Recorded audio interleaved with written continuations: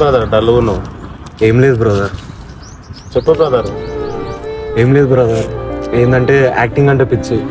చిన్నప్పటి నుంచి యాక్టింగ్ అంటే పిచ్చి. ఇష్టం లేకపోయినా జాబ్ కూడా ఇస్తున్నాం. ఇప్పుడు ఆ జాబ్ వదిలేసి యాక్టింగ్ చేద్దామని వచ్చినాం. వీడియోస్ తీద్దాం అనుకుంటున్నా కానీ చిన్నప్పుడు ఫ్రెండ్సే పైసలు ఇస్తేనే వస్తా అని చెప్తారు. ఏం చేయాలో అర్థమవుతుంది బ్రదర్. ఏం లేదు బ్రదర్, ఫస్ట్ జనరేషన్లో ఎవరు రాదు. గుర్తుపెట్టుకో, నీ లైఫ్ నీదే, నీ జర్నీ నీదే.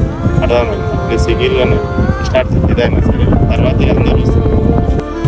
చిన్నప్పటి నుంచి నేను ఏడికి పోయినా, ఏమైనా తీసుకుని పోయినా, తిన్నికి పోయినా కూడా వాళ్ళందరినీ తీసుకెళ్తున్నాయి. నా దగ్గర ఉన్న డబ్బులు కూడా వాళ్ళకి పెడుతున్నాయి. కానీ ఈరోజు డేట్లో నేను జాబ్ లేదు, ఏం లేదు.